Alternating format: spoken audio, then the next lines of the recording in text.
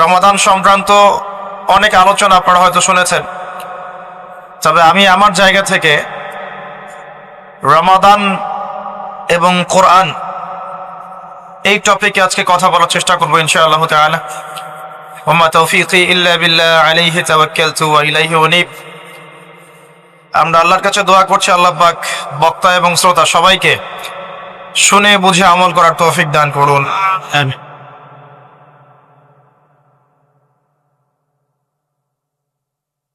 রমাদান মাসের সওম কখন ফরজ হয়েছে কে বলতে পারবেন? অডিয়েন্সের মধ্যে রমাদান মাসের সওম কত হিজরিতে ফরজ করা হয়েছে? মাশাআল্লাহ। রমাদান মাসের সওম কত হিজরিতে ফরজ হয়েছে, অথচ আমরা জানি ইসলামের বেসিক পিলারের মধ্যে 5টা পিলার, কালিমা, সালাত, যাকাত, সওম এবং হজ। এই 5টা বেসিক পিলারের একটা হচ্ছে রমাদান। কত হিজরিতে ফরজ হয়েছে আমরা কেউ বলতে পারলাম না। নবী করিম সাল্লাল্লাহু আলাইহি ওয়াসাল্লাম যখন নবুয়ত পেলেন, ওই সমাজের মধ্যে কিছু পাপাচার ছিল। এমন সমাজেই নবী আসে যেই সমাজে পাপাচার বেশি, যেখানে কোনো পাপ নাই সেখানে তো নবীর কোনো প্রয়োজন নাই। নবী করিম সাল্লাল্লাহু আলাইহি ওয়াসাল্লাম যখন নবী হলেন, তৎকালীন আরবের সমাজে মৌলিকভাবে 5টা পাপ ছিল। কয়টা ভাই? তার প্রথমটা হচ্ছে শিরক। তারা আল্লাহর সাথে শিরক করত, যেটা আজকের বিশ্বে আমরা প্রত্যেকটা সেক্টরে করছি। 2 নম্বর ছিল রিবা বা সুদ। তৎকালীন আরব সমাজের মধ্যে সুদ ভিত্তিক অর্থনীতি ছিল, যা এখন পুরো বিশ্ব জুড়ে চলছে। 3 নম্বর হচ্ছে মাদক। তৎকালীন আরবের অন্যতম মহামারীর নাম ছিল মাদক, যেটা বর্তমান বিশ্বেরও একটা বড় মহামারী। 4 নম্বর সমস্যা ছিল নারী জাতির অবমাননা, যেটা আইয়ামে জাহিলিয়াতের যুগকে এখন হার বানিয়েছে। 5 নম্বর সমস্যা ছিল গোত্রীয় হানাহানি, যেটা এখন ধর্মীয় হানাহানি, পলিটিক্যাল হানাহানি, বৈশ্বিক হানাহানিতে রূপ নিয়েছে। কিছুই পরিবর্তন হয়নি। জাহিলি যুগের সেই জাহিলিয়াতের সুন্নতগুলো এখনো বিশ্ববাসী আমল করছে, বরং তার চেয়ে বেশি মাত্রায় করছে। যতদিন যাবে এগুলো বাড়তে থাকবে। এর পরে গিয়ে একটা সময় আসবে যখন সমাজে জাহিলিয়াতের লেশ মাত্র থাকবে না ইনশাআল্লাহ। মুহাম্মদ সাল্লাল্লাহু আলাইহি ওয়াসাল্লাম যে সমাজে নবী হয়েছেন, এই সমাজটা অনেকটা এমন ছিল।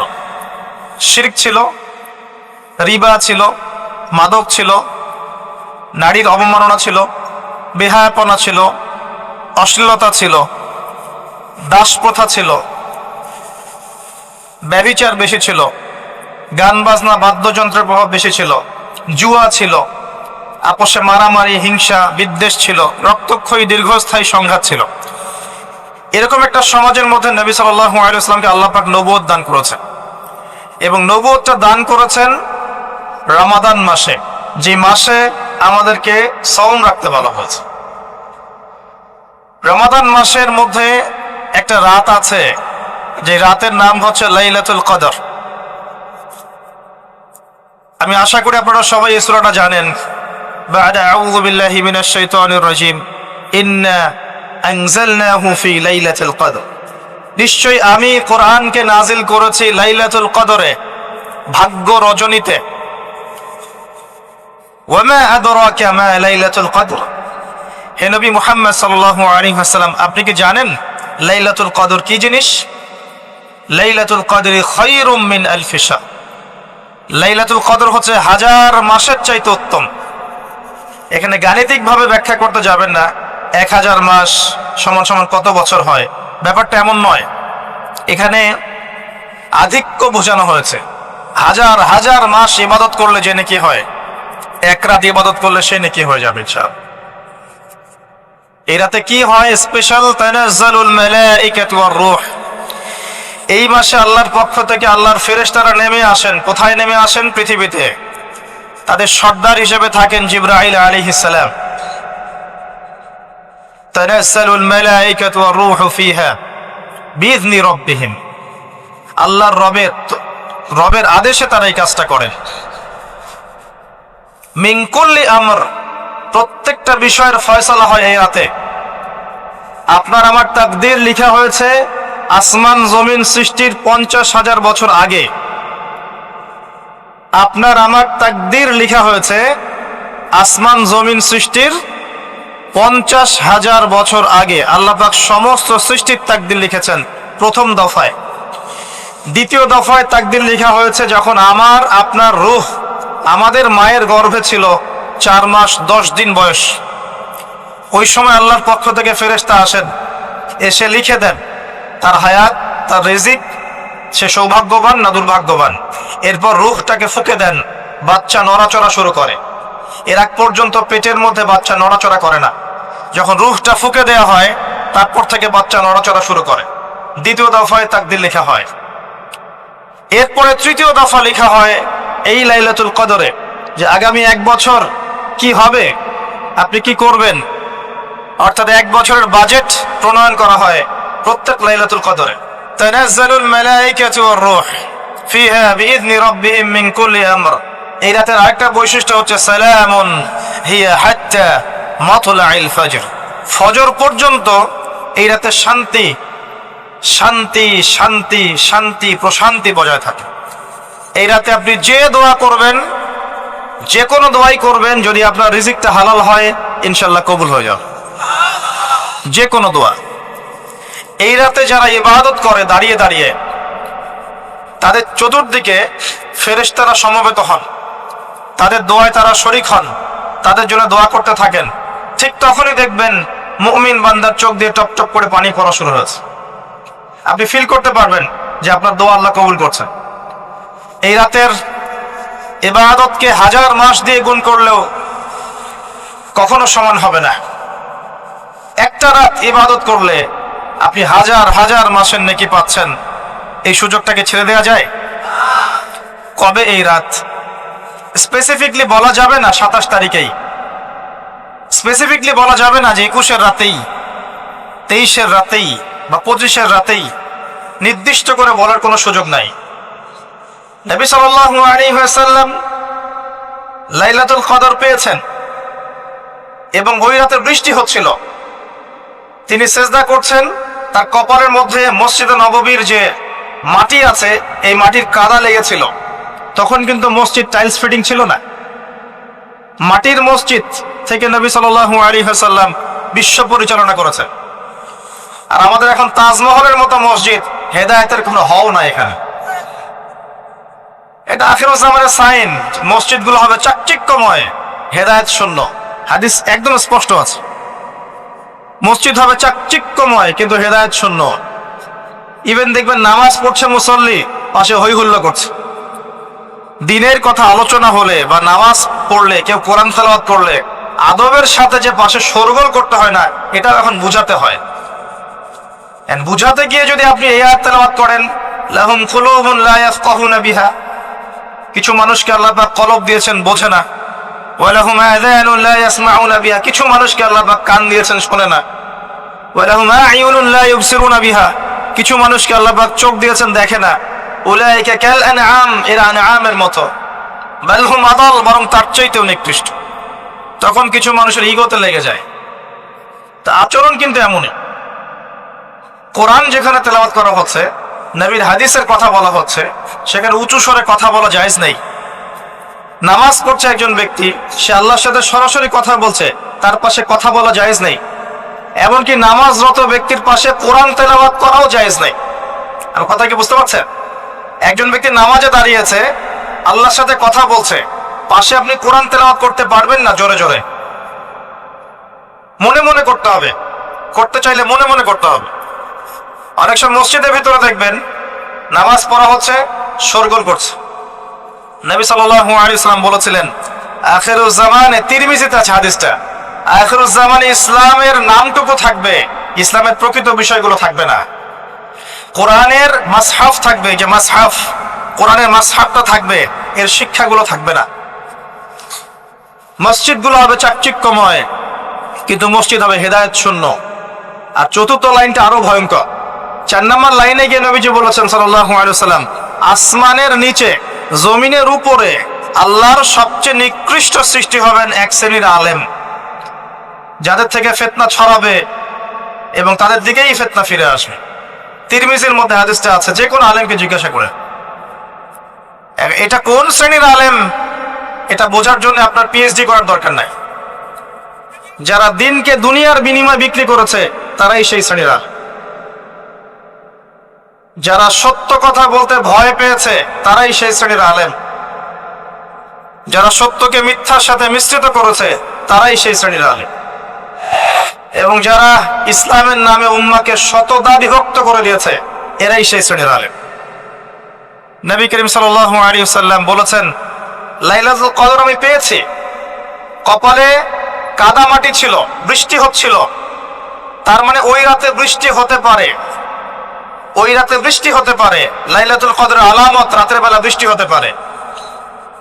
বৃষ্টি হয়েছে, তিনি নামাজ পড়েছেন, কপালের মধ্যে কাদা লেগেছিল, তিনি বের হয়েছেন, সাহাবীদেরকে বলবেন কোন রাতটা লাইলাতুল কদর, আজকের রাতটা লাইলাতুল কদর, এটা বলতে বের হয়েছে। বের হয়ে দেখছেন দুজন মুসলিম আপোষে ঝগড়া করছে। লিসেন টু মি, দুজন মুসলিম আপোষে ঝগড়া করছে। আমরা বলি না যে মুসলিমদের মাঝে ইখতিলাফগুলো রহমত, আমরা বলি না? দুজন মুসলিম আপোষে ঝগড়া করছে, এই কাজটার কারণে আল্লাহ রাব্বুল আলামিন নবী সাল্লাল্লাহু আলাইহি ওয়াসাল্লামের হৃদয় থেকে এই কথাটাকে তুলে নিলেন। তিনি আর বললেন না এক্স্যাক্টলি কোন রাতে লাইলাতুল কদর ছিল, তিনি বলতেই বেরিয়েছিলেন যে কোন রাতে লাইলাতুল কদর ছিল। আমাদের ইখতিলাফের কারণে আমরা সেই নির্দিষ্ট রাতটাকে হারিয়ে ফেলেছি। তবে এর মধ্যেই খায়র আছে, এর মধ্যেই কল্যাণ আছে। আরবিতে একটা প্রবাদ আছে, কুল্লু শার ইউজাদু ফিহিল খায়র, প্রত্যেকটা অকল্যাণের পিছনেই কোনো না কোনো কল্যাণ আছে। নির্দিষ্ট করে বলে দিলে আমরা বাকি রাতগুলো জাগতাম না।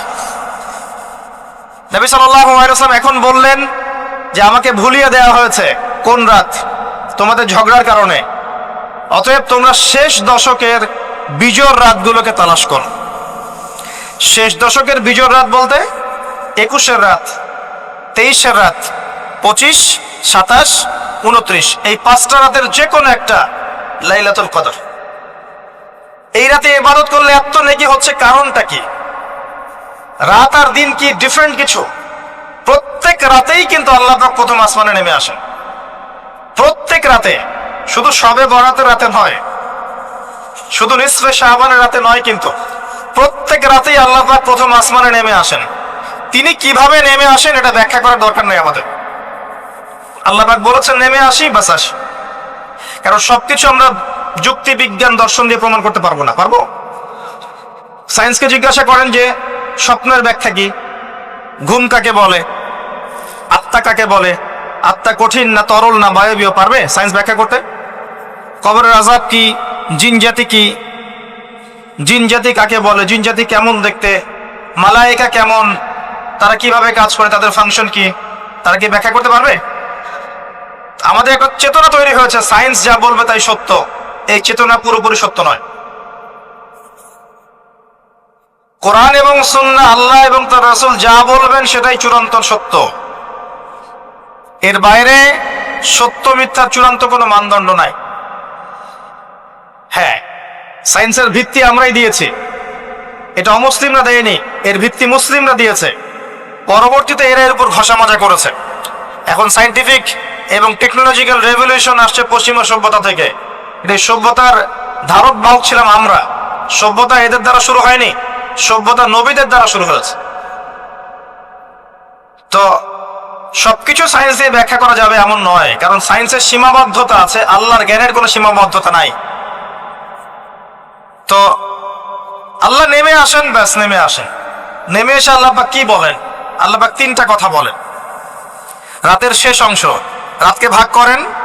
যদি 6টার সময় রাত শুরু হয়, রাত কিন্তু রাত 12টায় শুরু হয় না, সূর্য ডুবে গেলেই রাত শুরু হয়, এটাই ইসলাম। এখন 6টা থেকে আপনি এই 5টা পর্যন্ত সময়টাকে 3 ভাগে ভাগ করেন। শেষের অংশ ধরে নেন যে 1টা থেকে 5টা, কথার কথা আমি এস্টিমেট করলাম, এই সময়টুকুতে আল্লাহ রাব্বুল আলামিন কাছে নেমে আসে প্রথম আসমানে, অর্থাৎ তার রহমত নিকটবর্তী হয় এবং তিনি আহ্বান করতে থাকেন তিনটা জিনিস। এক, কে আছো আমার কাছে কিছু চাইবে, যা চাইবে আমি তাই দিব। দুই, কে আছো আমার কাছে ক্ষমা চাইবে, আমি তোমাকে মাফ করে দেব। তিন, কে আছো আমাকে ডাকবে, আমি তোমার ডাকে সাড়া দেব। মানে এই সময় আপনি যা চাইবেন ইনশাআল্লাহ, আপনার আকীদায় যদি শিরক না থাকে, আমলে যদি বিদআত না থাকে এবং আপনার রিজিক যদি হালাল হয়, ইনশাআল্লাহ তাআলা আপনার দোয়া কবুল করা হবে। আল্লাহ পাক প্রত্যেক রাতেই নেমে আসেন। তাহলে লাইলাতুল কদরকে এত স্পেসিফিকলি ইম্পর্টেন্স দেওয়ার কারণ কি? একটাই কারণ, মনে রাখবেন, লাইলাতুল কদরকে মর্যাদামণ্ডিত করার এবং রমাদান মাসকে শ্রেষ্ঠ মাস মর্যাদামণ্ডিত করার একটা কারণ, only one reason behind it, সেটা হচ্ছে এই মাসে এবং এই রাতে আল কোরআন নাজিল হয়েছে। কথা কি বুঝতে পারছেন? কোরআন নাজিলের কারণেই এই মাসটা মহামান্বিত, কোরআন নাজিলের কারণেই এই রাতটা সম্মানিত। ইন্না আনজালনাহু ফি লাইলাতুল কদর। নবী করিম সাল্লাল্লাহু আলাইহি ওয়াসাল্লাম যখন এই জাহেলি যুগে বাস করছেন, এই লাইলাতুল কদরে রমাদান মাসে আল্লাহ পাক কোরআন নাজিল করলেন। কি জন্য নাজিল করলেন? কারণ এই সমাজটাকে পরিবর্তন করার জন্য, সমাজের জাহিলিয়াতগুলোকে দূর করার জন্য নবী করিম সাল্লাল্লাহু আলাইহি ওয়াসাল্লাম প্রচন্ড ফিকির করতেন। কি করা যায়, কি করলে মানুষগুলো শিরক ছেড়ে দিবে, কি করলে সুদ বন্ধ হবে, কি করলে মাদক থেকে মানুষ দূরে থাকবে, কি করলে নারীর সম্মান বৃদ্ধি পাবে। তিনি ভাবতেন কিভাবে গোত্রীয় হানাহানি বন্ধ করা যায়, তিনি এগুলো ভাবতে থাকতেন। হেরা গুহায় বসে তিনি এগুলো ভাবতেন কি করা যায়। যুবক বয়সে তিনি হিলফুল ফুজুর তৈরি করেছেন এগুলো সমস্যা দূর করার জন্য, কিন্তু পরিপূর্ণরূপে সফল হয়েছেন বলতে পারি না আমরা, কারণ তখন ওহী আসেনি। এই ভাবতে ভাবতে ভাবতে ভাবতে একদিন এক রাতে তার কাছে আল্লাহর পক্ষ থেকে কোরআন নাজিল হলো। সূরা আলাকের প্রথম 5টা আয়াত, বিসমিল্লাহির রহমানির রহিম, ইকরা বিসমি রাব্বিকাল্লাযী খালাক। পড়ুন আপনার রবের নামে যিনি আপনাকে সৃষ্টি করেছেন। খালাকাল ইনসানা মিন আলাক, যিনি মানুষকে সৃষ্টি করেছেন জমাট বাঁধা রক্তপিণ্ড থেকে। আমরা সবাই জমাট বাঁধা রক্তপিণ্ড ছিলাম মায়ের পেটে। আজকে আমরা আল্লাহদ্রোহী হয়েছি, কিন্তু আমরা পেটের মধ্যে এতটুকু জমাট বাঁধা রক্তপিণ্ড ছিলাম। সূরা ইয়াসিনের মধ্যে আল্লাহ পাক এই কথাটা বলেছেন, তোমাদেরকে তো নুতফা থেকে সৃষ্টি করেছি, ফাইদা হুয়া খাসীমুম মুবিন, যখন সে বড় হয়েছে সুস্পষ্টভাবে আল্লাহর বিরুদ্ধাচরণ করছে। আমরা যদি না থাকি এই পৃথিবীতে, আল্লাহর দ্বীনের কোনো ক্ষতি হবে? এই পৃথিবীর আবর্তন থেমে যাবে? আমাদের বউ বাচ্চা কাচ্চা, বাবা মা, স্ত্রী সন্তান, এরা কি না খেয়ে মারা যাবে? মনে করেন আমরা এখন সবাই মরে গেছি, কথা বলছি, নাউজুবিল্লাহ, আমাদের পরিবারগুলো কি থেমে যাবে? আত্মীয় স্বজন থেমে যাবে? আমাদের সমাজ থেমে থাকবে? কেউ থেমে থাকবে না। মাঝখান থেকে আমরা আমাদের জীবনের সময়টা হারিয়ে ফেললাম। অতএব আমরা আল্লাহর জন্য বাঁচি, আল্লাহর দ্বীনের জন্য। এখন দ্বীনের ক্ষতি যারাই করবে তাদের বিরুদ্ধেই সোচ্চার হতে হবে। আল্লাহ পাক বোঝার তৌফিক দান করুন। আমি যে কথা বলছিলাম, কোরআন নাজিল হয়েছে লাইলাতুল কদরে। এখন এই কদরের রাতকে ইবাদতের জন্য খাস করে নিতে হবে। শেষের দশক এবং বিজোর রাত 21, 23, 25, 27, 29। বলছিলাম রমাদান মাস এবং লাইলাতুল কদরকে সম্মানিত করা হয়েছে একটা কারণেই, কারণ এই মাসে এই রাতে আল কোরআন নাজিল করা হয়েছে। এটাই কারণ। কোরআন কখন নাজিল হলো? যখন সমাজে সুদ আছে, মদ আছে, জেনা আছে, ব্যভিচার আছে, শিরক আছে, এরকম সমাজে প্রথম কি নাজিল হলো? পড়ো। প্রথমে নাজিল হয়নি শিরক করো না, প্রথমে নাজিল হয়নি যে সুদ খেও না, প্রথম আয়াত এটা ছিল না জেনা করো না, প্রথম আয়াত এটাও ছিল না মূর্তি পূজা করো না। হ্যাঁ, প্রথম আয়াত কি? ইকরা, পড়ুন। আল্লাহ পাক বুঝাতে চাচ্ছেন সমাজের জাহিলিয়াতকে দূর করতে হলে লেখাপড়ার কোনো বিকল্প নাই, এবং সেই পড়াশোনাটা হতে হবে আল্লাহর ওহীর আলোকে। যে ওহীটা আল্লাহ পাক নাজিল করেছেন এর বেসিসে আপনাকে পড়াশোনা করতে হবে। এই জ্ঞানটা দিয়ে আপনি সমাজ সংস্কার করতে পারবেন ইনশাআল্লাহ তাআলা। এর সাথে উপকারী জ্ঞানগুলো কি নিব না? অবশ্যই নিব। ওহীর জ্ঞানের সাথে, কোরআন সুন্নাহর জ্ঞানের সাথে আমি ইতিহাসের জ্ঞান নিব, আমি পলিটিক্যাল সায়েন্সের জ্ঞান নিব, আমি দর্শনের জ্ঞান নিব, জিওপলিটিক্সের জ্ঞান নিব, প্রয়োজনে আমি সায়েন্সের জ্ঞান নিব, আমি কমার্সের জ্ঞান নিব, আর্টসের জ্ঞান নিব, মেডিকেল সায়েন্স পড়বো, ইঞ্জিনিয়ারিং পড়বো, সবই পড়বো, কিন্তু বেসিকটা কি হবে? কোরআন, সুন্নাহ, ইসলাম। এরপর আপনি ডাক্তার হন, ইঞ্জিনিয়ার হন, পলিটিশিয়ান হন, সামাজিক নেতা হন, প্রশাসনের ক্যাডার হন, আপনার জন্য মোবারকবাদ। আপনি যেখানেই যাবেন সেখানেই বরকত ছড়াবেন ইনশাআল্লাহ। যে পলিটিশিয়ানের ভিতরে তাকওয়া আছে তার দ্বারা দুর্নীতি সম্ভব না। যে প্রশাসনের কর্মকর্তার ভিতরে তাকওয়া আছে সে ঘুষ নিতে পারবে না, দুর্নীতি করতে পারবে না। যে আলেমের ভিতরে তাকওয়া আছে সে দিনকে দুনিয়ার বিনিময়ে বিক্রি করবে না। যে ডক্টরের ভিতরে তাকওয়া আছে সে ডাক্তার হবে, কসাই হবে না। যে ইঞ্জিনিয়ারের ভিতরে তাকওয়া আছে সে দেখবেন সত্যিকারের প্রকৌশলী হবে, সে কিন্তু চোর হবে না। ভিতরটা চেঞ্জ করতে হবে, ভিতরটা, এর নাম তাকওয়া। ভিতরটা চেঞ্জ করবে একটা জিনিস, আল্লাহর ওহী, কোরআন এবং সুন্নাহ, ইসলাম। এটা আপনার ভিতরকে পরিবর্তন করবে। আর আমরা অনেক বড় বড় কথা বলি অনেক সময়, কিন্তু মূল কাজটা হচ্ছে ভিতরটা পরিবর্তন করা। আমাদের সবার সাথে যার যার কলব যাবে, যার যার আমল যাবে। আল্লাহ পাক আমাকে কলার চেপে ধরে বলবেন না যে বাংলাদেশে ইসলামী খেলাফত কায়েম করে আসো নাই কেন, এটা আল্লাহ পাক আমাকে বলবেন না। আল্লাহ পাক বলবেন তোমাকে যে দায়িত্ব দিয়েছিলাম ওই দায়িত্ব ঠিকঠাক মতো পালন করেছো কিনা। আল্লাহ পাক এটা বলবেন না। বেসিকে আসেন, নিজের আত্মশুদ্ধি, এটা বেসিক। আলাইকুম আনফুসাকুম, নিজের নফসের খবর নাও, নিজের নফসটাকে পবিত্র করো, নিজের নফসের মধ্যে হিংসা ত্যাগ করো, বিদ্বেষ ত্যাগ করো, অহংকার ত্যাগ করো, রিয়া ত্যাগ করো, দুনিয়ার মোহ ত্যাগ করো। নিজের নফসের মধ্যে বেশি বেশি পরকালের ফিকির আনো, জিকির করো বেশি বেশি, কোরআন বেশি বেশি তেলাওয়াত করো, হালাল খাও, আদর্শ পরিবার গঠন করো, তাওহীদে থাকো, সুন্নতে থাকো, ইনশাআল্লাহ হাসতে হাসতে জান্নাতে চলে যাবেন। একটা হাদিস আমি পড়েছি ফয়জুল কালাম বইয়ের মধ্যে, গতকালকে মাহফিলে বলেছিলাম, আপনাদেরকে বলছি। মাদ্রাসায় পড়ানো ক্লাসিক্যাল একটা বই ফয়জুল কালাম, সবাই কিনতে পারেন, হাদিসের বই। চমৎকার কিছু হাদিস আছে। এখানে একটা হাদিস আছে আমাদের জন্য সুসংবাদ। নবী সাল্লাল্লাহু আলাইহি ওয়াসাল্লাম বলছেন, হে সাহাবীরা, তোমরা এমন একটা যুগের মধ্যে বাস করছো যেই যুগে কেউ যদি ইসলামের 10% ছেড়ে দেয় সে ধ্বংস হয়ে যাবে। সাহাবীদেরকে বলছেন তোমরা এমন একটা যুগে বাস করছো, এই যুগে ইসলামের 1/10 কেউ ছেড়ে দিলে সে ধ্বংস হয়ে যাবে। কিন্তু তোমাদের পরে এমন একটা যুগ আসবে যেই যুগে মানুষ যদি 1/10 ধরে রাখতে পারে, 10% ধরে রাখতে পারে, তাহলেই নাজাত পেয়ে যাবে ইনশাআল্লাহ। আমরা সে যুগে আছি না? আমাদের চতুর্দিকে ফিতনা নয় কি? আপনার ঘরে ফিতনা, সমাজে ফিতনা, ইকোনমিক্সে ফিতনা, রাষ্ট্রে ফিতনা, বিশ্বে ফিতনা, ধর্মে ফিতনা, সবখানেই ফিতনা, ফাসাদ। আমরা সেই যুগের মধ্যে বাস করছি। আসুন, আল্লাহ পাক কোরআন নাজিল করলেন, প্রথমে পড়তে বললেন। তার মানে আল কোরআন এবং সুন্নাহ এগুলাকে পড়া শিখতে হবে। বড় বড় স্বপ্ন দেখার আগে আমাদেরকে বেসিক ঠিক করতে হবে, পড়াশোনা করতে হবে। আল্লাহ পাক আমাদের যুব সমাজকে পড়াশোনা করার তৌফিক দান করুন। রমাদান মাসে এটা নাজিল হয়েছে। আল্লাহ পাক সূরা বাকারায় বলছেন, শাহরু রমাদানাল্লাযী উনজিলা ফীহিল কুরআন। রমাদান সেই মাস যেই মাসে কোরআন নাজিল করা হয়েছে। কি জন্য নাজিল করা হয়েছে? হুদাল লিন-নাস।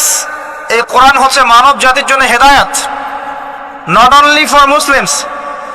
এটা শুধু মুসলিমসদের জন্য হেদায়েত নয়, হুদাল লিন-নাস, পুরো মানব জাতির জন্য হেদায়েত। কোরআনে ইহুদির জন্য হেদায়েত আছে, খ্রিস্টানের জন্য আছে, অমুসলিম হিন্দুদের জন্য আছে, সবার জন্য কোরআন। এটা সাম্প্রদায়িক কোনো কিতাব নয়, এটা টোটালি অসাম্প্রদায়িক একটা বই। আল কোরআন যে কেউ পড়তে পারে। এটা কারো পৈতৃক সম্পত্তি নয় যে একটা শ্রেণীর মানুষই পড়বে বাকিরা পড়বে না, সবাই পড়বে ইনশাআল্লাহ তাআলা। এটা আল্লাহর কিতাব, আল্লাহর কালাম। হুদাল লিন-নাস ওয়া বাইয়িনাতিন মিনাল হুদা। এটা হচ্ছে সত্য মিথ্যার মানদণ্ড, বাইয়িনাত, সুস্পষ্ট মানদণ্ড। আর কি ওয়াল ফুরকান, প্রমাণ, হুজ্জাত, দলিল। এটা আল্লাহ পাক কোরআন সম্পর্কে বলছেন। আরেকটা জায়গায় চলে যায়, চলেন সূরা নাহল এর 89 নম্বর আয়াতে চলে যান। আল্লাহ পাক বলছেন, ওয়া নাযালনা আলাইকাল কিতাব। হে নবী, আমি আপনার প্রতি এমন একটা কিতাব নাজিল করেছি, অর্থাৎ আল কোরআন। ওয়া নাযালনা আলাইকাল কিতাব তিবয়ানান লিকুল্লি শাই, যেই কিতাবটা প্রত্যেকটা বিষয়ের ব্যাখ্যা। আপনি কি আমার কথা শুনতে পারলেন? আল্লাহ বলছেন কোরআন প্রত্যেকটা বিষয়ের ব্যাখ্যা। আপনার ব্যক্তি জীবন এখানে আছে, আপনার ব্যবসায়িক জীবন এখানে আছে, অর্থনৈতিক জীবন এখানে আছে, পারিবারিক জীবন এখানে আছে, সামাজিক লাইফ এখানে আছে, সবকিছু আছে। তিবিয়ানান লিকুল্লি শাই, প্রত্যেকটা বিষয়ের ব্যাখ্যা এখানে আছে। তিবিয়ানান লিকুল্লি শাই ওয়া হুদা ওয়া রাহমাতান ওয়া বুশরা লিল মুসলিমিন। এই কোরআন হচ্ছে হেদায়েত এবং রহমত, দয়া। ওয়া বুশরা লিল মুসলিমিন, মুসলিমদের জন্য সুসংবাদ এই কোরআন। শুরুতে আছে আলিফ লাম মিম যালিকাল কিতাব লা রাইবা ফিহি। এটা এমন একটা কিতাব যেই কিতাবের মধ্যে কোনো সন্দেহ নাই। কোন লেখক বলতে পারে আমার বইয়ের মধ্যে কোনো সন্দেহ নাই? সন্দেহের কোনো অবকাশই নাই। লা রাইবা ফিহি হুদাল লিল মুত্তাকিন, মুত্তাকিদের জন্য এটা হেদায়েত। মুত্তাকি কারা? আল্লাযীনা ইউমিনুনা বিল গায়ব, যারা অদৃশ্যে বিশ্বাস করে। ঈমানের 6 পিলার সবই অদৃশ্য নয় কি? আল্লাহ অদৃশ্য, ফেরেশতা অদৃশ্য, আসমানে আগের কিতাবগুলো দেখি নাই, অদৃশ্য। নবী রাসূলগণ দেখি নাই, অদৃশ্য। পরকাল ওয়াল ইয়াউমিল আখির, ওয়াল ইয়াউমিল আখির দেখি নাই, অদৃশ্য। ওয়াল কদরি খাইরিহি ওয়া শাররিহি, তাকদীর অদৃশ্য। আল্লাযীনা ইউমিনুনা বিল গায়বি, মুত্তাকি তারা যারা গায়েবে বিশ্বাস করে, অদৃশ্যে বিশ্বাস করে। আর এখনকার শিক্ষা দর্শন আমাদেরকে শেখায় পশ্চিমাদের, চোখে যা দেখবো না বিশ্বাস করব।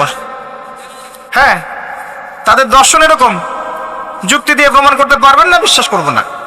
বৈজ্ঞানিক ব্যাখ্যা দিতে পারবেন না, বিশ্বাস করব না। সায়েন্টিফিক্যালি প্রুভড হতে হবে, তারপর বিশ্বাস করব।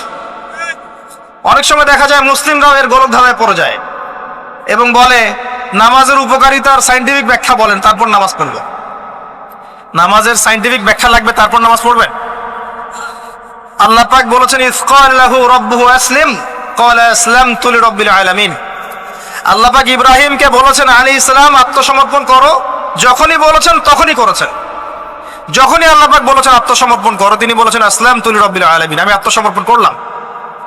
বাচ্চাকে জবাই করো, জিজ্ঞেস করেননি এর পিছনে বিজ্ঞান কি, যুক্তি কি আর দর্শন কি? স্ত্রীকে রেখে আসো ওই জনমানব শূন্য জায়গায়, জিজ্ঞেস করেন নাই কারণ কি, রিজন কি, যুক্তি কি, বিজ্ঞান কি, দর্শন কি? আল্লাহ বলেছেন সামিআনা ওয়া আতা'না, এর নাম ইসলাম। আল্লাহর আদেশ যেখানে এসে যাবে এখানে যুক্তি বিজ্ঞান দর্শনের প্রয়োজন নাই। এই কনসেপ্টে আপনাকে মৌলবাদী হতেই হচ্ছে, কিছু করার নাই, কারণ মৌলিক বিষয় আপনাকে মেনে চলতে হবে। হ্যাঁ, প্রত্যেকটা বিষয়কে আপনি ব্যাখ্যা করতে পারবেন যদি সেই জ্ঞান আপনার কাছে থাকে, কিন্তু যুক্তি বিজ্ঞান দর্শনের সীমাবদ্ধতা আছে, সবকিছুর ব্যাখ্যা করতে পারে না। ভালো করে শিক্ষা দর্শন হজম করে তারপর পড়াশোনা করেন, অন্যথায় আপনারা দাড়ি টুপি নিয়েও অনেক সময় দেখবেন এই যে এটা কি বলে এথিজমের দিকে যাচ্ছেন, নাস্তিকতার দিকে যাচ্ছেন। আসেন মূল জায়গায় আসি। আল্লাহ রাব্বুল আলামিন কোরআন সম্পর্কে কথা বলছেন, লা রাইবা ফিহি, এর মধ্যে কোনো সন্দেহ নাই। একই সূরার মধ্যে আল্লাহ পাক বলছেন যে ওয়া ইন কুনতুম ফি রাইবিন মিম্মা নাযালনা আলা আবদিনা ফাতু বিসূরাতিন মিন মিসলি। তোমরা যদি এই কিতাব নিয়ে সন্দেহ করে থাকো যে এই কিতাব আল্লাহর পক্ষ থেকে এসেছে নাকি অন্য কারো পক্ষ থেকে এসেছে, তোমরা যদি এই কিতাব সম্পর্কে সন্দেহ পোষণ করো যেটা কি আল্লাহর পক্ষ থেকে এসেছে না অন্য কারো পক্ষ থেকে এসেছে, তাহলে এর মতো কিছু আয়াত নিয়ে এসে দেখাও, একটা সূরা রচনা করে দেখাও। ওয়াদউ শুহাদাকুম মিন দুনিল্লাহি ইন কুনতুম সাদিকিন, তোমাদের যত সাক্ষী আছে, সহকর্মী আছে, তোমাদের সাপোর্ট দেওয়ার মতো যারা যারা আছে সবাইকে ডেকে নিয়ে আসো, এনে এই কোরআনের মতো একটা সূরা রচনা করে দেখো যদি সন্দেহ পোষণ করে থাকো।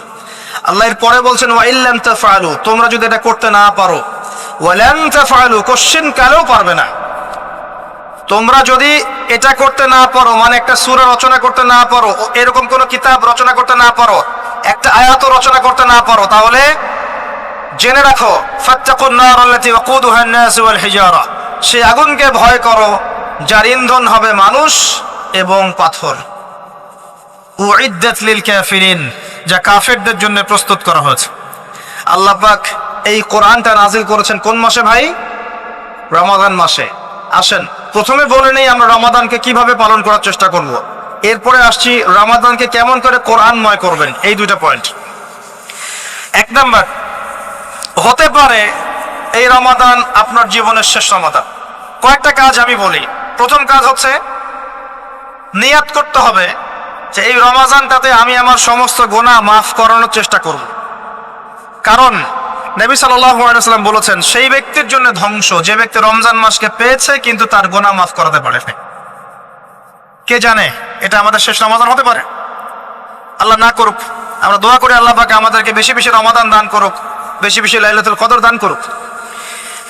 প্রথম শুরু হচ্ছে আপনি মাসের বাজার আগে করে ফেলবেন। আমি একটু প্র্যাকটিক্যাল কথা বলবো আর কি। আপনি রমাদান মাসের বাজার এই শাবান মাসে করে ফেলার চেষ্টা করেন, পারলে ঈদের শপিংটাও করে ফেলার চেষ্টা করেন। রমজান মাসে বেশি বাইরে যাবেন এবং টাকা পয়সা নিয়ে গিয়ে যে স্ত্রী সন্তানের হাতে দিয়ে দিবেন না, যাও বাইরে গিয়ে মার্কেটিং করে আস, এই ভুলটা করতে চান। নিজে পরিবেশ নষ্ট করবে, রোজার রোজার যে আধ্যাত্মিকত্ব নষ্ট হবে, আরো হাজারটা যুবকের চোখের জানা করা প্রয়োজন নাই। আপনি পরিবারের কর্তা, লিস্ট করে ফেলেন, আপনাকে আল্লাহ পাক যতটুকু সামর্থ্য দিয়েছেন মূল মূল জিনিসগুলো কিনে রেখে দেন, আর বাকি টুকটাক বাজার আপনি করবেন। আর যখন বাজারে যাবেন একটা দোয়া পড়বেন, আপনি 10 লক্ষ নেকি পাবেন ইনশাআল্লাহ। কত লক্ষ? 10 লক্ষ। দোয়াটা শিখাচ্ছি। দোয়াটা হচ্ছে লা ইলাহা ইল্লাল্লাহ ওয়াহদাহু লা শারীকা লাহ লাহুল মুলক ওয়া লাহুল হামদ ইউহয়ী ওয়া ইউমীত ওয়া হুয়া হাইয়ুন লা ইয়ামুত বিয়াদিহিল খায়রু কুল্লুহু ওয়া হুয়া আলা কুল্লি শাইইন কাদির। একবার পড়লে 10 লক্ষ নেকি পাবেন বাজারে গিয়ে। কেন পাবেন? কারণ বাজার সবচেয়ে নিকৃষ্ট জায়গা, যেখানে গেলে মানুষ আল্লাহকে স্মরণ করে না। সেখানে গিয়ে আপনি আল্লাহকে স্মরণ করেছেন, এই জন্য আল্লাহ পাক নেকি দিবেন ইনশাআল্লাহ। আসেন, এটা করার পর ঈদের যে শপিংটার কথা বলছি, এটা এই কারণে বলছি, লাস্টের দশকে আমরা ঈদের শপিং এ বেশি ব্যস্ত থাকি, এতে করে লাইলাতুল কদরটা আমরা হারিয়ে ফেলি। লাস্টের দশক আমরা হয় ইতিকাফ করব, না হলে বাসায় নামাজ পড়বো, পরিবার বর্গকে নিয়ে রাত জাগবো। পারা যাবে ইনশাআল্লাহ? তারাবির নামাজ তো পড়বোই ইনশাআল্লাহ জামাতে। এবং আপনি 20 পড়েন আর 8 পড়েন, আপনি নামাজের কোয়ালিটিটাকে ভালো করার চেষ্টা করেন, নামাজের কোয়ালিটিটাকে বেস্ট করেন। ধীরে ধীরে তেলাওয়াত করেন, ধীরে ধীরে রুকু সেজদা করেন, নামাজটাকে এনজয় করেন। সময় নিয়ে, টাইম নিয়ে, 2 ঘন্টা সময় লাগুক, 3 ঘন্টা সময় লাগুক, এনজয় করে নামাজ পড়েন। আল্লাহ পাক তৌফিক দান করুন। এরপর শেষ রাতে আবার ওঠেন, পরিবার বর্গকে নিয়ে নামাজে দাঁড়ান, একসাথে জামাত করে নামাজ পড়েন, পরিবারে নফল নামাজ পড়েন, বাসায় বরকত হবে ইনশাআল্লাহ। রাত জাগেন, বেশি বেশি দোয়া করেন, একটু তেলাওয়াত করেন, একটু জিকির করেন, তাসবিহ তাহলিল করেন, রাতটা কাটিয়ে দেন। শেষের দশকে মার্কেটে ঈদের শপিং করতে যায় না। ঈদের খুশি আছে, ঈদের আনন্দ আছে, ঈদে ভালো পোশাক পরবো, সব ঠিক আছে। এই খুশি কাদের জন্যে? কদ আফলাহা মান তাযাক্কা ওয়া যাকারা ইসমা রাব্বিহি ফাসাল্লা।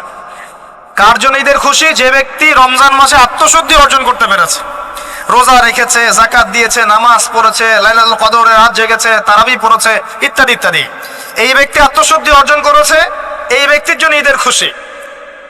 যে রমজান মাসে সিনেমা দেখেছে, সিনেমার শুটিং করেছে, পর্নোগ্রাফি দেখেছে, সুদ খেয়েছে, শিরিক করেছে, বেদাত করেছে, হারাম খেয়েছে, এর জন্য ঈদের খুশি। মানুষকে ঠকিয়েছে, ব্যবসায় মাল কম দিয়েছে, পণ্য মজুত করেছে, ইচ্ছা করে দ্রব্যের দাম বাড়িয়েছে, সরকারকে বিব্রত করেছে, জনগণকে দুর্ভিক্ষের দিকে ঠেলে দিয়েছে, এদের জন্য ঈদের খুশি? কখনো না। ঈদের খুশি তাদের জন্য যারা আত্মশুদ্ধি অর্জন করতে পেরেছে। আল্লাহ পাক বোঝার তৌফিক দান করুন, আমিন। এটা প্রথম টিপস দিলাম আপনাকে। এবার আসেন, আপনি রমাদানে প্ল্যান করবেন যে আপনার জীবনে বড় বড় পাপগুলো কি কি হয়েছে। এই পাপগুলো যদি মানুষের সাথে জড়িত হয়ে থাকে, আপনি মানুষের সাথে গিয়ে গিয়ে ক্ষমা নিয়ে নেবেন। কারো টাকা নিয়েছেন, দেন নাই, দিয়ে দিবেন। কারো সম্পত্তি পায়, দেন নাই, দিয়ে দিবেন।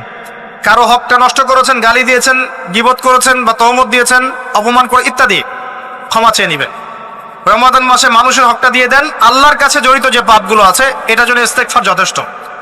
খালি যদি বলেন আস্তাগফিরুল্লাহাল্লাযী লা ইলাহা ইল্লা হুয়াল হাইয়ুল কাইয়্যুম ওয়া আতুবু ইলাইহি, 1 সেকেন্ডের মধ্যে আল্লাহ পাক আপনার সমস্ত পাপকে নেকি দিয়ে পরিবর্তন করে দিবেন ইনশাআল্লাহ।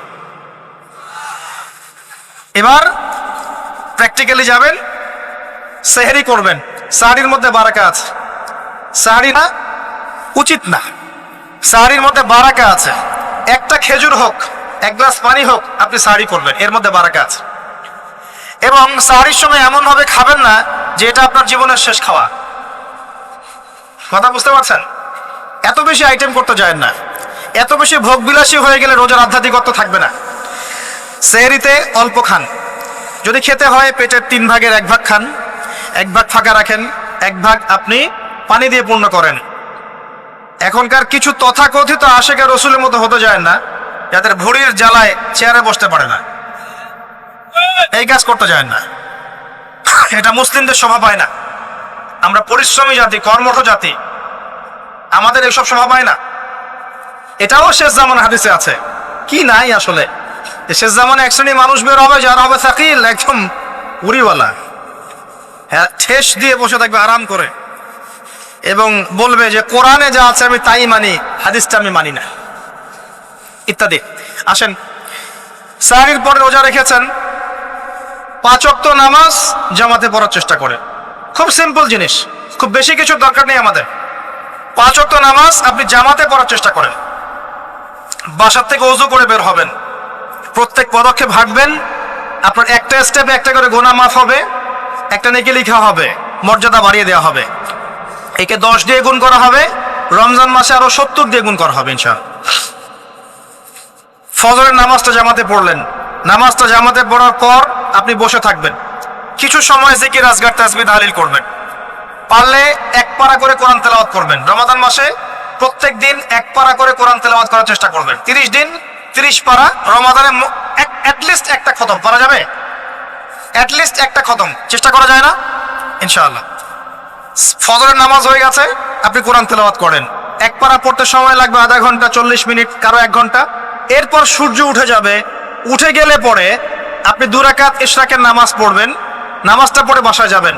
আল্লাহর নবী বলছেন সাল্লাল্লাহু আলাইহি ওয়াসাল্লাম, আপনার আমল নামায় একটা কবুল হজ, একটা কবুল উমরার নেকি লেখা হবে ইনশাআল্লাহ। এবার রেস্ট করেন, বাসায় গিয়ে রেস্ট করেন। যখন ঘুমাবেন তখন ঘুমের সুন্নাহগুলো আদায় করেন। সূরা ফালাক, নাস, ইখলাস পড়েন, ফু দেন, দিয়ে গা মাসাহ করেন, আয়াতুল কুরসি পড়ে ঘুমান, ঘুমের দোয়া পড়ে ঘুমান, ঘুমটাও নেকি হবে ইনশাআল্লাহ। এরপর হয়তো আপনি কাজে যাবেন, চাকরিতে যাবেন, বা ব্যবসায় যাবেন, বা আপনি শিক্ষাক্ষেত্রে যাবেন, ইত্যাদি ইত্যাদি। যে ক্ষেত্রেই যান না কেন আপনি মনে রাখবেন আপনি রোজাদার। যে ক্ষেত্রেই যান আপনি মনে রাখবেন আপনি রোজাদার। আমি কারোর সাথে এখন ঝগড়া করতে পারবো না, কারোর সাথে এখন মারামারি করতে পারবো না, আমি কারো গীবত করতে পারবো না, আমি মিথ্যা বলতে পারবো না, আমি মাপে কম দিতে পারবো না, আমি জনগণকে ঠকাতে পারবো না, আমি রোজাদার। এটা মনে রাখবেন। এটা মনে রাখলে পরে দেখবেন ইনশাআল্লাহ তাআলা আপনি আল্লাহকে পাচ্ছেন, আল্লাহর মারিফত পাচ্ছেন। খাচ্ছি না, আল্লাহর ভয় না। পানি পান করছি না, স্ত্রী সহবাস করছি না, কার ভয়ে? আল্লাহর ভয় না। এত কঠিন কাজ করার পরেও রোজার নেকি পাওয়া যাবে না যদি রোজা রাখা অবস্থায় আমি মিথ্যা বলি, মাপে কম দেই, গীবত করি, সুদ খাই, জেনা করি, ইত্যাদি ইত্যাদি। নবী সাল্লাল্লাহু আলাইহি ওয়াসাল্লাম বলেছেন, সেই ব্যক্তির পানাহার ছেড়ে দেয় আল্লাহর কিচ্ছু যায় আসে না, যে ব্যক্তি রোজা রেখে অশ্লীল কাজ করেছে। মা বোনদেরকেও বলবো, রোজা রেখে যদি বেপরদায় চলেন রোজার কোনো দাম নাই। রোজা রেখেও যদি এমন কাপড় পরে চলেন যেই কাপড় পরা না পরা একই কথা, ঢাকা শহরের ফেমিনিস্ট মেয়েদের মতো জিন্স আর গেঞ্জি পরে ঘোরেন, রোজা রাখা না রাখা আপনার একই কথা। এটা রোজা হয়নি, উপবাস হয়েছে, উপবাস। ইকোনমিক সেকশন আমরা যারা আছি, আমরা যদি রোজা রেখেও সুদ খাই, আমার রোজা রাখা না রাখা আল্লাহর কিচ্ছু যায় আসে না। আমরা ধর্মীয় ক্ষেত্রে যারা আছি, জানা অনুযায়ী আমল যদি না করি, দিনকে দুনিয়ার স্বার্থে ব্যবহার করি, আমাদের রোজা রাখা না রাখায় কিছু যায় আসে না। আমরা যদি মিথ্যা বলি, অন্যের গীবত করি, অশ্লীল কাজ করি, গার্লফ্রেন্ডের সাথে সময় কাটাই, ওর সাথে কফি খেতে যাই, ডেটিং করতে যাই, এই যে ফেসবুকের মাধ্যমে চ্যাটিংয়ে প্রেম করি, ইউটিউবে অশ্লীল ভিডিও দেখি, পর্নোগ্রাফি দেখি, ইত্যাদি ইত্যাদি, এইসব রোজা রাখা না রাখা আল্লাহর কিচ্ছু যায় আসে না। আমি হাত জোর করে বিনতি করছি ভাই, খাওয়া পান করা, স্ত্রী সহবাস ছেড়ে দেওয়ার নাম রোজা নয়, এটার নাম রোজা নয়, এটা একটা অংশ রোজার মাত্র। রোজা রেখে আল্লাহর যাবতীয় হারাম ত্যাগ করলে পরে রোজা হবে ইনশাআল্লাহ। এই কাজগুলো করার চেষ্টা করে আল্লাহ পাক তৌফিক দান করুন। রোজা রাখা অবস্থায় আপনি বেশি বেশি জিকির করবেন। কি করবেন? সুবহানাল্লাহ পড়বেন, আলহামদুলিল্লাহ পড়বেন, আল্লাহু আকবার পড়বেন, লা ইলাহা ইল্লাল্লাহ পড়বেন, লা হাওলা ওয়ালা কুওয়াতা ইল্লা বিল্লাহ পড়বেন, পড়বেন হাসবি আল্লাহ ওয়া নি'মাল ওয়াকিল, সুবহানাল্লাহি ওয়া বিহামদিহি, সুবহানাল্লাহিল আযীম, সুবহানাল্লাহিল আযীম ওয়া বিহামদিহি, পড়বেন আস্তাগফিরুল্লাহ ওয়া আতুবু ইলাইহি, আস্তাগফিরুল্লাহ ওয়া আতুবু ইলাইহি, পড়বেন লা ইলাহা ইল্লাল্লাহ ওয়াহদাহু লা শারীকা লাহ, লাহুল মুলকু ওয়া লাহুল হামদু ওয়া হুয়া আলা কুল্লি শাইইন কাদির। পারা যাবে না ইনশাআল্লাহ? বেশি বেশি পড়বেন। আরেকটা কাজ করবেন, প্রতিটা কাজ নবী সাল্লাল্লাহু আলাইহি ওয়াসাল্লামের সুন্নাহ মাফিক করার চেষ্টা করবেন। সুন্নাহ মাফিক। খাচ্ছেন তার সুন্নাহ মাফিক, টয়লেট করছেন তার সুন্নাহ মাফিক, ঘুমাচ্ছেন তার সুন্নাহ মাফিক। সুন্নাহর বইগুলো আছে না বাজারে, কিনে নিবেন, কিনে নিয়ে দেখবেন প্রতিটা কাজ কিভাবে করলে সুন্নাহ হবে। এই কাজগুলো করতে গিয়ে আপনাকে গভর্নমেন্ট বাধা দিবে, বিশ্বের পরাশক্তিরা বাধা দিবে, আপনাকে কি কেউ পিটাবে এগুলো করলে, জেল খাটাবে? এগুলো আমাদের ব্যক্তি স্বার্থের ব্যাপার, ইচ্ছা করলেই করা যায়। এই ইচ্ছাটা আল্লাহ পাক আমাদের অন্তরে জাগ্রত করুন, আমিন। একটা কাজে কথা বলবো, নর্মালি আমরা ফরজগুলোতে বেশি ফোকাস করি, ফরজ ওয়াজিবে। রমজান মাসের সুন্নত মুস্তাহাবে ফোকাস করতে হয়। রমাদানে একটা নফল আপনাকে ফরজের নেকি দিয়ে দিবে ইনশাআল্লাহ, রমাদান একটা সুন্নাহ আপনাকে ফরজের নেকি দিবে ইনশাআল্লাহ। তো রমজান মাসে শুধু ফরজ নয়, একটু সুন্নাহ সালাতগুলো, নফল সালাতগুলো একটু বেশি বেশি পড়ার চেষ্টা করি, আল্লাহ পাক তৌফিক দান করুন। স্পেশালি একটা কাজ করার চেষ্টা করতে পারি, ওযু যখন ভেঙে যায়, টয়লেট করলেন ওযু ভেঙে গেল, সাথে সাথে হালকা করে ওযু করে ফেলার চেষ্টা করেন, সবসময় পবিত্র থাকার চেষ্টা করেন। বেলাল আল হায়বাশী নাম শুনেছেন? রাদিয়াল্লাহু আনহু। নবী সাল্লাল্লাহু আলাইহি ওয়াসাল্লাম বলছেন, আমি যখনই জান্নাতে গিয়েছি বেলাল তোমার পায়ের শব্দ শুনেছি। সুবহানাল্লাহ। যেই বেলালকে উত্তপ্ত মরুভূমিতে শুয়ে নির্যাতন করা হচ্ছে, সেই বেলাল বলছেন আহাদুন আহাদ। সেই বেলাল রাদিয়াল্লাহু আনহুর নামে শানে সূরা নাজিল হচ্ছে, কুল হুয়াল্লাহু আহাদ। ওই বেলাল রাদিয়াল্লাহু আনহুকে নবী সাল্লাল্লাহু আলাইহি ওয়াসাল্লাম বলছেন, যখনই জান্নাতে যাই তোমার পায়ের আওয়াজ শুনি, তুমি কি এমন আমল করো যার কারণে এই মর্যাদা তোমার?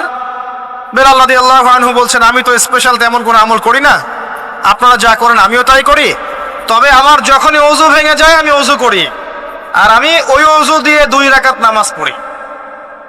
এটাকে তাহিয়াতুল ওযুর নামাজ বলে। রমজান মাসে করার চেষ্টা করি, আল্লাহ পাক তৌফিক দান করুন। আমরা অনেকে মসজিদে যাই, ধাপ করে বসে পড়ি, করি না এই কাজটা? মসজিদে গিয়েছি, ধাপ করে গিয়ে বসে পড়ি। মসজিদে গিয়ে 2 রাকাত নামাজ পড়ে বসা সুন্নাত। মিনিমাম 2 রাকাত নামাজ পড়ে বসলে আপনি তাহিয়াতুল মসজিদের নেকি অর্জন করলেন, মসজিদের হকটা আদায় করলেন।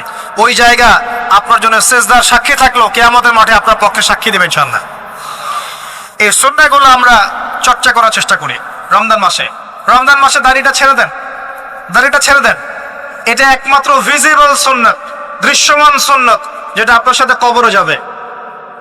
যখন কাফন দেয়া হবে তখন দেখা যাবে না আমার সাথে আর কোন কোন সুন্নাহ আছে, এই একটা সুন্নতই দেখা যাবে আমার সাথে কবরে যাচ্ছে। কথা কি বুঝতে পারছেন? আর এটাকে আমরা এখন যত পারি মেয়ে হওয়ার চেষ্টা করছি। নবীজি বলেছিলেন শেষ জামানায় ছেলেরা মেয়েদের পোশাক পরবে আর মেয়েরা ছেলেদের পোশাক পরবে। দেখুন মেয়েরা এখন ফর্মাল পোশাক পরছে, জিন্স আর গেঞ্জি পরে ঘুরছে, আর ছেলেরা ক্লিন শেভড। ছেলেরা মেয়েদের মতো গাল বানাচ্ছে। আর কোন সাইনের জন্য অপেক্ষা করছেন? নবীজি বলেছিলেন উঁচু উঁচু বিল্ডিং নির্মাণের প্রতিযোগিতা করা হবে। একবার এয়ারে ঢাকার কাছাকাছি আসবেন, এয়ারে তো সফর করেছেন আপনারা অনেকেই, যখন এয়ার ফ্লাই করে, টেক অফ করে বা ল্যান্ড করে, তখন ঢাকার কাছাকাছি, তখন উপর থেকে আপনি ঢাকাকে দেখবেন। যে কেন বলেছি this is the city of Akhiruzzaman, কেন বলেছি? নবীজি বলেছেন কিয়ামতের 2টা মেজর সাইন, 2টার মধ্যে একটা হচ্ছে أن ترى الحفاة العراة العالة رياء الشاء يتطاولون في البنيان। যখন সমাজের দরিদ্র শ্রেণীর মানুষেরা, যাদের পায়ে স্যান্ডেল ছিল না, গায়ে কাপড় ছিল না, এরা উঁচু উঁচু বিল্ডিং নির্মাণের প্রতিযোগিতা করতে থাকবে, ফান্তাজির সাআ, তখন কিয়ামতের অপেক্ষা করতে থাকো। আজকে থেকে 100 বছর আগে ছিল এগুলা? 200 বছর আগে ছিল? সুবহানাল্লাহ। আর কোন সাইনের জন্য অপেক্ষা করছেন? তিনি বলেছেন শেষ জামানায় women will dressed but still they will be naked। মহিলারা কাপড় পরবে, তারপরেও তারা নগ্ন থাকবে। আপনি ঢাকার শপিং মলে যান, আপনি দেখেন। আর কোন সাইনের জন্য অপেক্ষা করছেন? শুধু ঢাকা কেন, গ্রামগঞ্জে ছড়িয়ে পড়েছে এগুলো, এখন গ্রামেও ছড়িয়ে পড়েছে। গ্রামে আরো বেশি দেখা গেছে মাশাআল্লাহ। গ্রামে গিয়ে আমরা হতভাগ, সুবহানাল্লাহ। গ্রামের মেয়েগুলা, গ্রামের মেয়ে ঢাকা শহরের মেয়েকে পার করে ফেলেছে।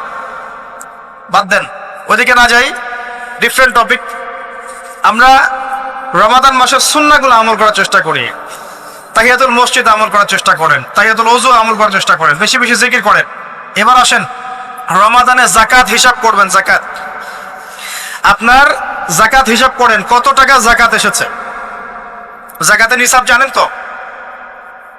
হ্যাঁ, 7.5 ভরি স্বর্ণ, রৌপ্য কত? 52.5 তোলা। আপনার এই চাষাবাদের ওসর আসে, ব্যবসায়িক পণ্য থাকলে, সঞ্চিত সম্পদ থাকলে সবকিছু হিসাব করে মুফতি সাহেব আছেন, কওমি মাদ্রাসার আলেমদের কাছে যাবেন, যাকাতের ক্যালকুলেশন করে নেবেন যে আমার এত টাকা যাকাত এসেছে, এভাবে যাকাতটা রমজান মাসে দিয়ে দেওয়ার চেষ্টা করে। যাকাত যদি আমরা না দেই, একটা শাস্তি শুনে রাখেন, আল্লাহ পাক এই সম্পদগুলোকে একত্রিত করে গলাবেন, গলিয়ে কপালে, গালে আর এই যে পিঠে লেপটে দিবেন, বলেন নাউজুবিল্লাহ। এবং এটা একটা সাপের আকৃতি ধারণ করবে, সাপ গলায় পেঁচানো থাকবে, কপালে দংশন করতে থাকবে, বলবে আমি তোমার মাল সাত ভোগ কর, আমি তোমার মাল সাত ভোগ কর। কবর এটা হবে, আমরা চোখে না দেখলেও এটা সত্য। নবীজি দেখে এসেছে মেরাজের রাতে এগুলা। এরপরে যাকাতের একটা সুবিধা আছে, এটা আমরা বোঝাতে পারি না। যাকাত ইসলামিক ইকোনমিক্স এর বেস। যাকাত ধনীর সম্পদে গরিবের হক। যে গরিবের কাছে টাকা পয়সা নাই, আপনার টাকা ওর হাতে চলে যাবে, ও খেয়ে পরে বাঁচতে পারবে, এটাই যাকাত। বুঝতে পারছি? যাকাতটা না দেন, ও আস্তে আস্তে আস্তে আস্তে আরো দরিদ্র হতে থাকবে।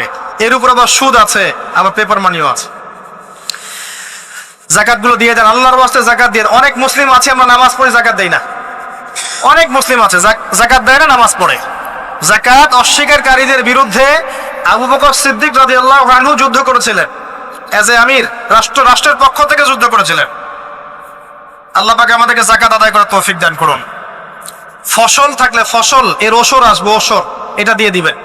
সেচের পানিতে হলে এক হিসাব, আর আপনার বৃষ্টির পানিতে হলে এক হিসাব। রমজান মাসে বেশি বেশি দান সাদাকা করবেন, বেশি বেশি মানুষকে দান সাদাকা করেন। পণ্যের দাম কমিয়ে দেন, মানুষকে সাদাকা করেন। প্রত্যেকটা দিন 10 টাকা, 20 টাকা, 100 টাকা সাদাকা করতে চেষ্টা করেন। এক একটা সাদাকা 70 গুণ বেড়ে যাবে ইনশাআল্লাহ। আমি একটা নসিহত করব, রমজান মাসে বেশি থেকে বেশি মানুষকে খাওয়ান, বেশি বেশি খাওয়ান, ইফতার করান।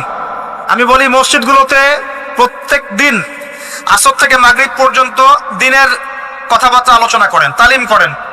আপনাদের কাছে বই আছে, মুনতাকা হাদিস আছে, ফয়জুল কালাম বই আছে, রিয়াদুস সালেহিন বই আছে, মিশকাত আছে, আলেম আছেন, ইমাম সাহেব আছেন। একটা বিশেষ বিষয় নিয়ে আলোচনা শুরু করেন, মাগরিব পর্যন্ত আলোচনা চলবে, সবাই মিলে ইফতার করেন।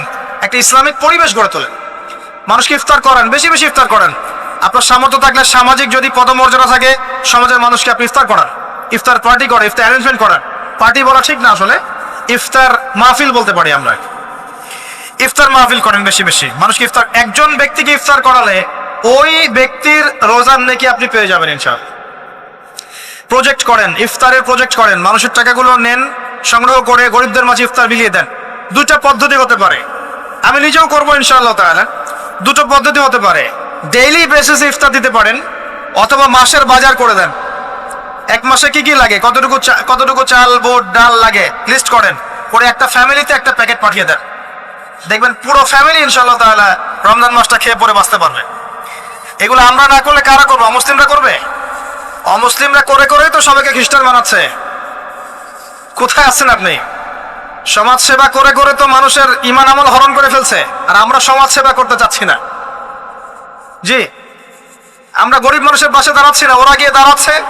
দেখবেন মানুষ বলছে হ্যাঁ এই ধর্ম তো ভালোই, আমি খ্রিস্টান হয়ে যাই। কত মানুষ যে খ্রিস্টান হয়ে যাচ্ছে আপনি জানেন? পরে বুঝবেন, যখন আমরা এই যে হাত বাঁধা, পায়ে পা রফলে ইত্যাদি নিয়ে মারামারি করছি, কে কোন মাযহাব, কে কোন তরিকা, কার কোন ত্রুটি আছে, এগুলো নিয়ে আমরা সোশ্যাল মিডিয়ায় ঘাটাঘাটি করছি। এই সময়গুলোর মধ্যে এগুলো অনেক এগিয়ে গেছে। এরা আরো এসব এই খরমা জিলাপি নিয়ে মারামারি করতে থাক, দেখবেন আস্তে আস্তে আস্তে আস্তে কোন দিকে চলে যায় পরিস্থিতি। গলার মধ্যে দড়ি দিয়ে ফাঁস লাগানো হয়ে গেছে, খালি টানা বাকি আছে। আরে এখন ঝগড়া করে বেড়াচ্ছে কোন আলেমের কোন সমস্যা। লাহুম কুলুবুন লা ইয়াফকাহুনা বিহা, আল্লাহ পাক বলেছেন সূরা আরাফ 179-তে। রমজান মাসে বেশি বেশি ইফতার করান, বেশি বেশি দান সাদাকা করেন। আর একটা কাজ বলে আমি শেষ করছি, রমজান মাসে পরিবারকে সময় দেন। পরিবারকে সময় দেন, পরিবারের হক আছে আমাদের উপরে। স্ত্রীকে সময় দেন, স্বামীকে সময় দেন, একসাথে ইফতার বানান। একটা পরিবেশ, একটা আনন্দ, একটা উৎসবের আমেজ যেন বিরাজ করে। ছোট ছোট বাচ্চাদেরকে রোজা রাখতে উৎসাহিত করেন। সবাই একসাথে বসে একটা বড় প্লেটে ইফতার করেন। বাচ্চারা যখন বড় হবে তখন বলবে ছোটবেলায় আমরা বাবা মার সাথে এভাবে ইফতার করেছি, সংস্কৃতি লালন করেছে। পারিবারিক হৃদ্যতা চলে আসেন, প্রতিবেশীকে ইফতার পাঠান। প্রতিবেশীকে ইফতার হাদিয়া দেন, মসজিদে একসাথে ইফতার করেন, তারপর রাতের বেলা তাহাজ্জুদে দাঁড়ান, তারাবিতে দাঁড়ান, তারাবির নামাজে ধীর স্থিরভাবে কেরাত করে ইমাম যাকে নিযুক্ত করবেন তাকে সুললিত কণ্ঠে কোরআন তেলাওয়াত করতে বলবেন ধীর স্থিরভাবে, তাকে প্রেশার দিবেন না, তার দায়িত্ব নিয়ে নেন। ইমাম হাফেজদের পুরো মাসের দায়িত্ব নেন, তার পরিবারের দায়িত্ব নেন, একটা সম্মানজনক হাদিয়ার ব্যবস্থা করে দিবেন যাতে করে তারা নিশ্চিন্তে থাকে পুরো মাস, তাকে অন্যদিকে ফোকাস করতে না হয়। অন্য কান্ট্রিতে যখন কোনো সায়েন্টিস্ট থাকে তার পরিবারের দায়িত্ব পুরো রাষ্ট্র নিয়ে নেয়, সে ঠান্ডা মাথায় খালি গবেষণা করবে। একই প্রসেস, আপনি আলেম ওলামা ইমাম হাফেজদের দায়িত্ব নিয়ে নেন, তার পরিবারের দায়িত্ব নিয়ে নেন, বা হুজুর আপনি আপনার কাজ করেন, আমরা আপনার পরিবার দেখছি। তাকে আপনি কোরআন তেলাওয়াত করতে দেন, কোরআন হিফজ করবে, মানুষকে কোরআন শেখাবে, তারাবির নামাজ পড়বে, ইমামতি করবে, মানুষকে দার্স দিবে, খুতবা দিবে। আসেন যে মেজর পয়েন্টটা বাকি আছে সেটা বলি। তার আগে এটাও বলি যে ইফতার করার সময় বেশি খাবেন না, যদি আপনি বেশি খান তাহলে আপনি তারাবির নামাজে দাঁড়াতে পারবেন না। আর একটা মেজর কথা, এটা লাস্ট পয়েন্ট, সেটা হচ্ছে এই মাসে কি নাজিল হয়েছে ভাই, কোন কারণে এই মাসটা সম্মানিত? এই মাসে আল্লাহর কিতাবকে সময় দিতে হবে, এই কিতাবকে সময় দিতে হবে। আল্লাহ রাব্বুল আলামিন বলেছেন এই কিতাবের মধ্যে সবকিছুর সমাধান আছে। আল্লাহ পাক বলেছেন এই কিতাবে কোনো সন্দেহ নাই। আল্লাহ পাক বলেছেন এই কিতাব আমাদের জন্য সুসংবাদ এবং শেফা, আরোগ্য, রহমা। এখন একটু বসেন, একটু সময় নেন। এই কিতাব প্রথমত আপনাকে তিলাওয়াত করা শিখতে হবে। রমজান মাস আসার আগেই আপনি তিলাওয়াত করা শিখে ফেলেন। যদি না জানেন, রমজান মাসে পুরো এক মাস তাজবিদ শিখবেন স্থানীয় ইমামের কাছে, পাবেন না? এক মাসের মধ্যে কোরআন তিলাওয়াত শেখা সম্ভব, এক মাসে শেখা সম্ভব। শয়তান আপনাকে তিনটা ধোঁকা দিতে পারে। শয়তান আপনাকে বোঝাতে পারে আপনি অনেক জানি, আমার জানার দরকার নাই। শয়তান বোঝাতে পারে আমার বয়স হয়ে গেছে, আমার দ্বারা হবে না। শয়তান বোঝাতে পারে আমার অনেক সময় পড়ে আছে, পরে শিখে নিব। আল্লাহর ওয়াস্তে শয়তানের ধোঁকায় পড়বেন না। এই মাসে কোরআন শেখেন, কে জানে আপনি আগামী মাস পান কিনা। কোরআন শিখে নেন, রমজান মাসে তেলাওয়াত করে শিখে নেন। কি পাবেন? কয়েকটা হাদিস বলছি। নবী সাল্লাল্লাহু আলাইহি ওয়াসাল্লাম বলেছেন এই কোরআন আপনার পক্ষে দলিল হবে অথবা বিপক্ষে দলিল হবে। হুজ্জাতুন লাকা ওয়া আলাইক, আপনার জন্য শাফিউল লি আসহাবি, এটা সুপারিশকারী হবে আপনার জন্য। প্রত্যেক হরফে আপনি 10টা করে নেকি পাবেন। কোনোদিনও আমি বলি নাই কোরআন তেলাওয়াত করলে নেকি হবে না। এই যে কাটছাট ভিডিও দেখলে আলেম ওলামাও ভুল মেসেজ পায়, এবং দেখা যায় একজন বরেণ্য আলেম হয়েও ভুল কথা বলতে শুরু করে। এজন্যই বলি এর ক্ষতিকর দিক কত। মূল বিষয় তার নখদর পড়ে নাই, একটা কাটছাট ভিডিও দেখেছে, দেখেই কথা বলা শুরু করলো। কিন্তু সে আলেম, তার জানা উচিত কাফা বিল মারই কাযিবান ওয়া হুয়া ইয়াকুল কুল্লামা সামিআ। একজন মানুষের জন্য মিথ্যাবাদী হওয়ার জন্য এতটুকু যথেষ্ট, যা শুনলাম যাচাই বাছাই না করেই প্রচার করলাম। ইয়া আইয়ুহাল্লাযীনা আমানু ইন জাআকুম ফাসিকুম বিনাবাইন ফাতাবায়ানু, কোন ফাসিক যদি কোনো খবর নিয়ে আসে সেটা আগে তথ্য যাচাই করো, তারপরে কথা বলো। ইশতারিবু কাসীরাম মিনাজ যন, বেশি বেশি অনুমান থেকে বেঁচে থাকো। ইন্না বা'দা যন্নি ইসম, এগুলো আমরাই ভুলে যাচ্ছি এখন। আমি বলছি বারবার, স্পষ্ট করে বলছি, কোরআন তেলাওয়াত করলে প্রত্যেক হরফে 10টা করে নেকি হবে।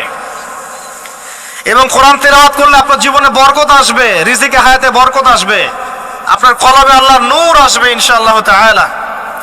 কোরআন আপনার পক্ষে সাক্ষী দিবে, আপনার পক্ষে দলিল হবে, হুজ্জা হবে ইনশাআল্লাহ। প্রত্যেক হরফে 10 নাকি। তবে শুধু তেলাওয়াত করলেই আমি কোরআনের অর্থগুলো বুঝতে পারবো না। আর অর্থগুলো না বুঝলে আমি কোরআনে আল্লাহর মৌলিক মেসেজগুলো ধরতে পারবো না। ধরতে না পারলে সেই মেসেজগুলোর উপর আমল করতে পারবো না। এই কারণে কোরআনের অর্থটা বোঝা জরুরি, এর ভাষা শেখা জরুরি, কারণ আদেশ নিষেধ আমাকে মানতে যেতে হবে। এবং কোরআন গবেষণা করতে হলে অবশ্যই অর্থ জানতে হবে, ভাষা শিখতে হবে, এর তাদাব্বুর তাফাক্কুরে ডুবে যেতে হবে, যেটা শুধুমাত্র তেলাওয়াত করা সম্ভব নয়। এটা বোঝাতে চেয়েছি। এর চেয়ে পরিষ্কার করে কি বলতে পারি বলেন? সুবহানাল্লাহ। আল্লাহ পাক আমাদেরকে বোধ শক্তি দান করুন। আল্লাহর ওয়াস্তে রমজান মাসে ভাই কোরআন তেলাওয়াত বাড়িয়ে দেন। যারা হাফেজ আছেন এই মাসে হিফজ চর্চা করবেন। আমার জন্য দোয়া করেন যেন আমি এই মাসে পুরোটা হিফজ করতে পারি। হিফজ চর্চা না করতে করতে অনেকটা ভুলেই যাচ্ছে। আসলে নবী সাল্লাল্লাহু আলাইহি ওয়াসাল্লাম বলেছেন চর্চা না করলে কোরআন এত দ্রুত কলব থেকে বের হয়ে যায় যে একটা উটকে যদি ছেড়ে দেন সে যত দ্রুত চলে যাবে। আমাদের জন্য, আমার জন্য দোয়া করবেন যাতে কোরআনের হকটা আদায় করতে পারি। আল্লাহ পাক তৌফিক দান করুন, আমিন। এবং যারা হাফেজে কোরআন তাদের উচিত আরবি ভাষা এবং সাহিত্য জেনে তাফসিরগুলো পড়ে কোরআনের আয়াতগুলোকে নিয়ে একটু গবেষণা করা, আয়াতগুলো বোঝার চেষ্টা করা, আল্লাহ পাক কি বলেছেন কোরআনের মধ্যে বোঝার চেষ্টা করা, এগুলো জনগণকে বোঝানো। এবং এটা বোঝাতে আপনি উগ্র হবেন না, চরমপন্থী হবেন না, আক্রমণাত্মক হবেন না। আমরা কেউ কারো শত্রু নই, আমরা সবাই সবার বন্ধু, সবাই সবার ভাই। আমরা সবাই সবার ভাই, এক উম্মাহ, ওয়ান উম্মা নেশন। তাই আমরা কোরআনের মৌলিক মেসেজগুলো যুগোপযোগীভাবে সবার সামনে তুলে ধরবো, উপস্থাপন করব, মানার জন্য ফোর্স করব না। যাকে আল্লাহ পাক হেদায়েত দিবেন সে মানবে ইনশাল্লাহ, যাকে আল্লাহ পাক হেদায়েত দিবেন না সে মানবে না, তার হিসাব সে দিবে, আমার কোনো দায় দায়িত্ব নাই। আর সর্বশেষ কথা হচ্ছে, আল কোরআন এর মধ্যে অনেক আদেশ এবং নিষেধ আছে। রমজান মাসে আমরা যদি কোরআন পড়ি আর বুঝি কিন্তু কোরআনের আদেশ আর নিষেধগুলোকে ফলো না করি, না মেনে চলি, তাহলে আদতে কোরআনের হকটা আদায় হচ্ছে না। এবং এই কোরআনের মেসেজ আমাদেরকে মুসলিম অমুসলিম সবার দ্বারে দ্বারে পৌঁছে দিতে হবে ইনশাআল্লাহ তাআলা। যেভাবে কোরআনের দাওয়াতের ফলে, হাদিসের দাওয়াতের ফলে নবী সাল্লাল্লাহু আলাইহি ওয়াসাল্লাম আইয়ামে জাহিলিয়াতের সেই জাহিলিয়াতকে দূর করে আলোকিত সমাজ প্রতিষ্ঠা করেছিলেন, ইনশাআল্লাহ আজও সম্ভব এই কোরআন সুন্নাহর দাওয়াতকে দিয়ে আজকের সমাজে চলমান জাহিলিয়াতগুলোকে দূর করে আলোকিত বাংলাদেশ প্রতিষ্ঠা করা। আল্লাহ পাক আমাদেরকে তৌফিক দান করুন, আমিন। আমি আমার আলোচনা এখানে শেষ করছি, আজকে আর লম্বা করছি না। আপনারা কষ্ট করে এসেছেন, বসেছেন, আলোচনা শুনেছেন, আদবের সাথে বসেছেন, শৃঙ্খলা রক্ষা করেছেন। আমরা দোয়া করি আল্লাহ পাক আপনাদের সবার নেক হায়াত, হালাল রিজিকে আল্লাহ পাক প্রশস্ত করুন। আমাদের সবাইকে আল্লাহ পাক রমজানে পৌঁছে দিন, রমজানে বেশি বেশি রোজা রাখার তৌফিক দান করুন।